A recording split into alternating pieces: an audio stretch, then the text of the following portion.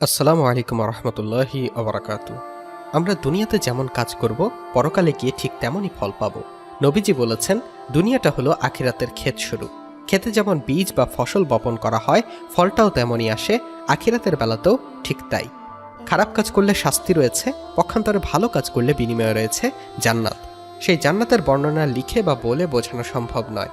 যদি এক কথায় বলি তাহলে বলবো, জান্নাত হলো মুমিন বান্দার কল্পনা। এ কথা আমরা অনেকেই জানি যে পুরুষেরা জান্নাতে গেলে তাদের সেবা যত্ন করার জন্য অনেক হুর নিযুক্ত করা হবে। কোনো কোনো বর্ণনাতে এসেছে একজন জান্নাতি পুরুষের জন্য ৭০ জন হুর নিযুক্ত থাকবে দেখভাল করার জন্য। কিন্তু যেই নারীরা জান্নাতে যাবে তাদের কি দেয়া হবে? তাদেরও কি হুর থাকবে? আজ আলোচনা করব এই বিষয় নিয়ে। পুরো বিষয়টি সম্পর্কে ক্লিয়ার ধারণা পেতে ভিডিওটি সম্পূর্ণ দেখার অনুরোধ রইল। চলুন শুরু করা যাক মূল আলোচনা। হুর শব্দটি হাওরা শব্দের বহুবচন। আরবি ভাষায় হাওরা শব্দটি একটি স্ত্রীবাচক শব্দ, যার অর্থ নারী সঙ্গী। স্ত্রীবাচক একবচন শব্দের বহুবচন কখনো উভয়লিঙ্গ হতে পারে না, বরং স্ত্রীবাচক একবচনের বহুবচনও স্ত্রীবাচকই হয়। অতএব হুর শব্দের অর্থ শুধু সঙ্গী নয়, যা নর নারী উভয়ের জন্য ব্যবহার করা যায়, বরং হুর শব্দের অর্থ হবে বহু নারী সঙ্গী। আল্লাহ তাআলা সূরা আর রহমানের ৭২ নম্বর আয়াতে হুর শব্দের বিশেষণ এনেছেন মাকসুরাত।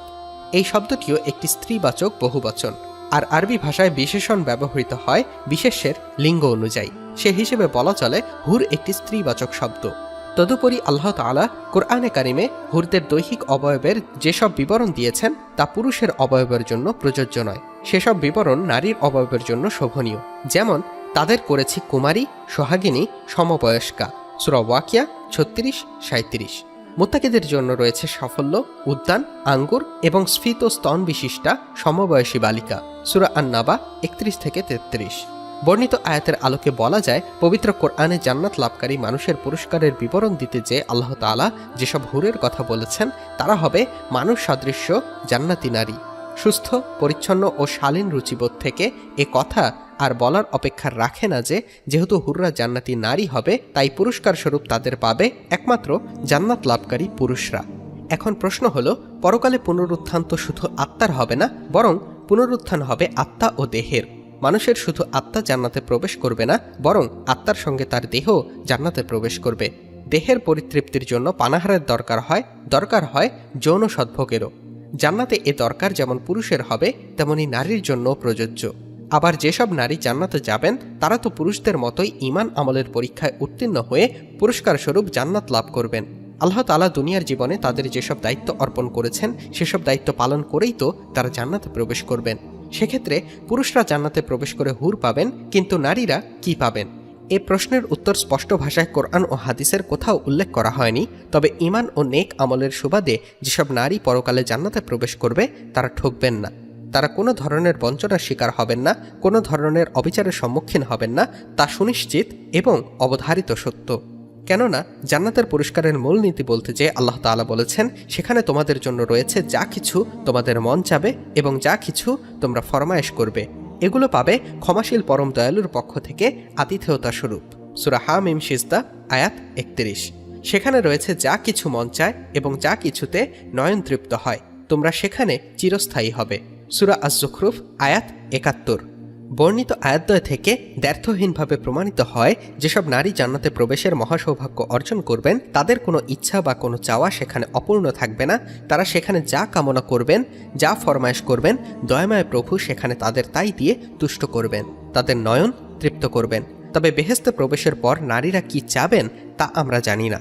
সম্পূর্ণ ভিন্ন এক নতুন পরিবেশে সেই দূর ভবিষ্যতে একজন নারী তার প্রভুর কাছে কি কামনা করবেন তা এখন দুনিয়ার জীবনে কল্পনা করা সম্ভব নয়। কেননা বয়স, শিক্ষা, অভিজ্ঞতা, বুদ্ধি ও পরিবেশের ভিন্নতায় মানুষের চাওয়া পাওয়ায় ভিন্নতা থাকে। একই মানুষের ৪ বছরের শৈশবের চাওয়া, ১২ বছরের বয়স সন্ধিক্ষণের চাওয়া, ২১ বছরের তারুণ্যের চাওয়া, ৪০ বছরের পরিণত বয়সের চাওয়া আর ৬০ বছরের বার্ধক্যের চাওয়া এক হয় না। মোট কথা, নারীরা জান্নাতে যে যা কামনা করবেন তাই পাবেন। জান্নাতে কোনো ত্রুটি নেই, শূন্যতা নেই, অপূর্ণতাও নেই।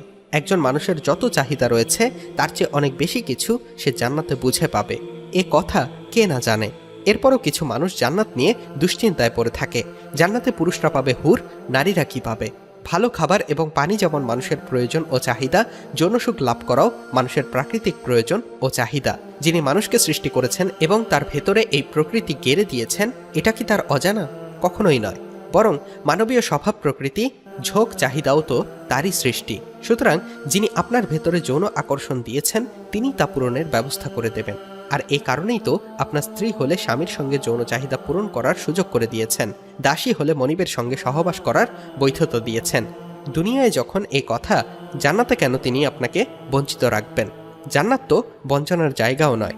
এবারে নতুন প্রশ্ন, পুরুষের প্রাপ্তিকে যেমন বিস্তারিতভাবে বলা হলো, নারীদের প্রাপ্তিকে তেমন বিস্তারিতভাবে বলা হলো না কেন? এর কারণ সম্ভবত এমন, যৌন বিষয়ে দুনিয়াতে পুরুষরা যথেষ্ট খোলামেলা, কিন্তু নারীরা প্রকৃতিগতভাবে রক্ষণশীল মনোবৃত্তের ও যথেষ্ট লাজুক। পুরুষদের প্রাপ্তির আলোচনাকে যেমন বিস্তারিত কোরআনে কারিমে করা হয়েছে, নারীদের প্রাপ্তিকে তেমন বিস্তারিত আলোচনা করলে নারীরা চরম লজ্জায় পড়ে যেত কিংবা বিব্রত বোধ করত। হয়তো আল্লাহ তাআলা বিশ্ববাসীর সামনে নারীদের লজ্জায় ফেলতে চাননি, সবার সামনে তাদের বিব্রতকর পরিস্থিতিতে ফেলতে চাননি, তাই নারীদের প্রাপ্তির বিস্তারিত আলোচনাকে সযত্নে এড়িয়ে গেছেন। তথাপি সূরা হামিম সিজদার ৩১ ও সূরা যুখরুফের ৭১ নম্বর আয়াতের দ্বারা নারীদের ইচ্ছামাফিক প্রাপ্তিকে সুনিশ্চিত করে রেখেছেন।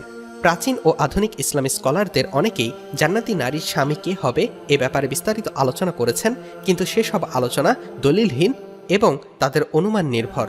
বস্তুত জান্নাত জাহান্নামের বিষয় দলিলহীনভাবে শুধুমাত্র অনুমান নির্ভর হয়ে কোনো আলোচনা করা অনুচিত। আল্লাহ তাআলা ও তার রাসূল যেখানে নীরব থেকেছেন, সেখানে আমাদেরও উচিত নীরব থাকা। এ প্রসঙ্গে আরেকটি গুরুত্বপূর্ণ বিষয়ের অবতারণা না করলেই নয়, তা হলো যৌন তৃপ্তি কিন্তু জান্নাতের প্রধান প্রাপ্তি নয়, বরং এটা জান্নাতের অভাবনীয় বিশাল নেয়ামত রাজির মধ্যে অনেক পরের বিষয়।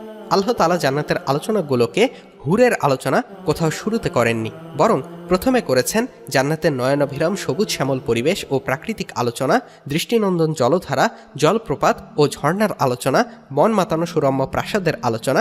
এরপর আলোচনা করেছেন জান্নাতের হরেক রকমের সুস্বাদু খাদ্যদ্রব্য ও বিচিত্র স্বাদের পানীয়ের।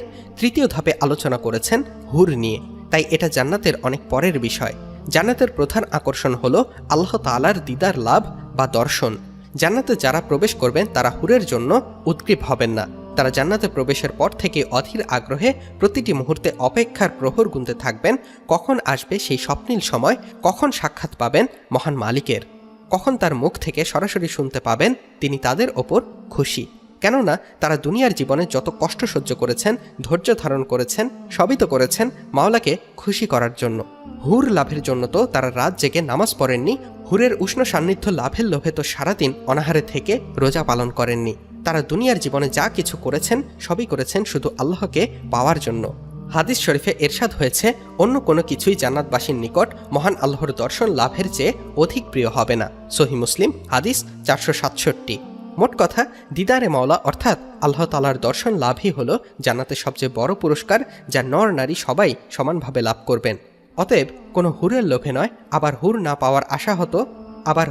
পাওয়ায় আশাহত হয়েও নয়, বরং আল্লাহর সন্তুষ্টি লাভের আশায় ইমানের সঙ্গে সৎকর্মে আত্মনিয়োগ করাই মানুষের কর্তব্য। দুনিয়া থেকে যদি আমরা ভালো কাজ করে যেতে পারি, তথা মহান আল্লাহ সুবহানাহু ওয়া তাআলার হুকুম আর মুহাম্মদ সাল্লাল্লাহু আলাইহি ওয়াসাল্লামের দেখানো পথে জীবন পরিচালনা করতে পারি, তাহলে পরকালীন জীবনে মহান আল্লাহ তাআলা আমাদের চিরন্তন শান্তির জায়গা জান্নাত দান করবেন। যে জান্নাতের সুখের শুরু আছে কিন্তু শেষ নেই, যেখানে অনন্তকাল থাকলেও কোনো প্রকার বিরক্ত আমাদের স্পর্শ করতে পারবে না। মোট কথা, শুধু শান্তি আর শান্তি।